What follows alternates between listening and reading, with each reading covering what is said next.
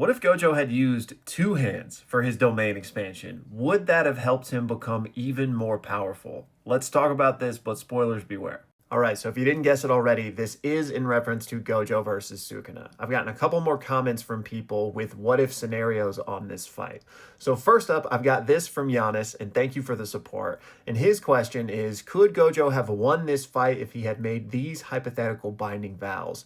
The first being that he uses a second hand in his domain expansion in order to empower it, either by making the outside stronger so that it could withstand Sukuna's domain longer, or by lessening the effects that the domain was having on his brain, allowing him to cast it more and more frequently. And no, I don't think that would work because I just don't think that's how the domain expansions work in general. So I actually put out a video about a week, maybe 2 weeks ago, where we talked about the idea of boosting your domain expansion with additional hand signs and chanting. So I'm not going to get into all of that again, but what I will say is that it might be possible, but I personally don't think it's possible. I think a domain expansion is already like the pinnacle of jujutsu, and you can't really like boost it beyond that.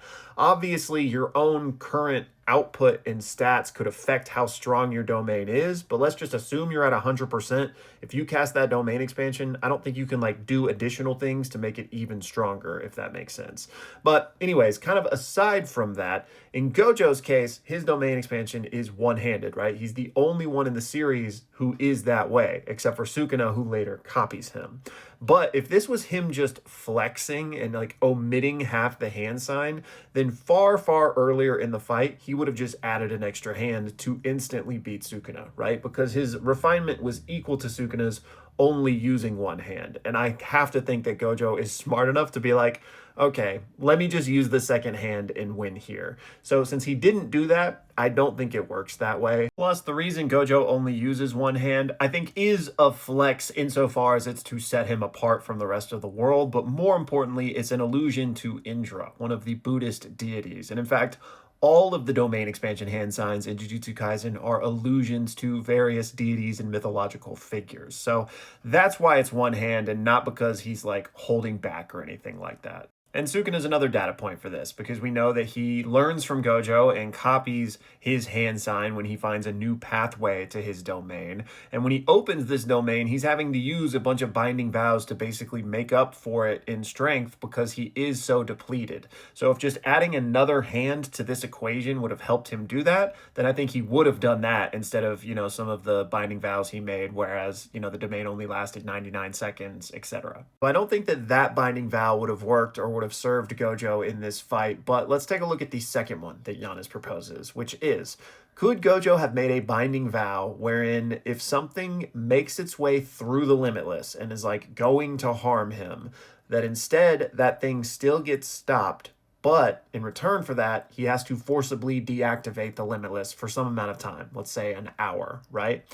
And I do think that this one is more feasible in terms of it following the classic rules of equivalent exchange. You got to give something up in a binding vow to get something else.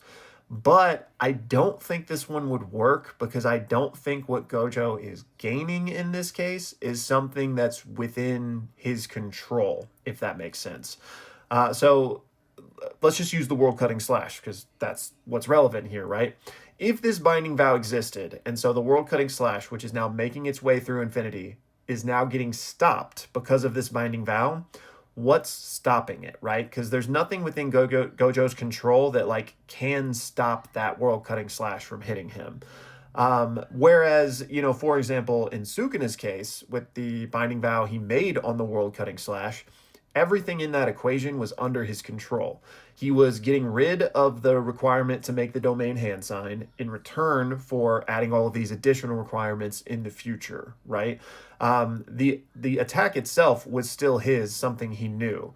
To give a maybe better example of this, it's not as if you could say, I want to make a binding vow to turn myself into a triceratops in exchange for, never speaking again or something, right? Not that those are equal, but let's assume those are equal, okay? You can't just turn into a triceratops because that's not something within the realm of possibility. That's not something within your control. So similarly, I don't think you could just say, like, I become invulnerable, nothing can hit me but I'll, be powerless for 2 hours afterward. I just don't think that type of thing is possible within this power system. So that being said, I don't think that binding vow would work, but I certainly think that if we sit here and get creative, we could come up with, a handful of specific binding vows that Gojo could have used that would have helped him win the fight. And I think that was kind of largely the point of this fight, which I've something I've harped on a bunch. I know people don't want to hear it, but I consider them roughly equal, and I think anyone could win on any given day. The difference on this day was Sukuna's genius and his experience, right? And he was the one to first come up with a binding vow that gave him the edge. And that is, of course, the world cutting slash binding vow. So, yeah, I certainly think there's what ifs and hypotheticals we could come up with where Gojo is the one that does that first. But in particular, I don't think either of these two would necessarily work. Then on this very subject, I got this comment from Justin who says, why didn't Gojo, immediately after firing off the 200% hollow purple, just teleport directly in front of Sukuna and open his domain? Because at that point, Sukuna's hands were both injured, so he probably wouldn't have been able to open his own domain in response, meaning he just gets hit by Unlimited Void and it's GG, right? And I think this is a great example of a what if where, yeah, if Gojo had done that, he probably would have just won right then and there. But what I will say is when we do these what if scenarios, it's easy to just chain them forever because if Gojo had done that, then maybe Sukuna would have reacted differently, right? Maybe he would have sensed the onslaught of the attack, the spark of the domain coming, and made some of his own binding vows to instantly get his hands back and or sacrifice the hand condition for making the domain. We could go on forever, right? But what I will say is that probably would have worked. So why didn't Gojo do that? And I think, to put it simply, well, obviously the narrative couldn't have that happen, but that's always the answer for these types of things. But in universe, I think that didn't happen because he wasn't trying to. He wasn't trying to just sneak Sukuna and get it over with. He wanted and was excited for this fight on a lot of levels, right? He's never really had a challenge in his life aside from Toji when he was 15 years old. And I mean, him even firing off that 200% purple speaks to this because that wasn't an intended kill shot.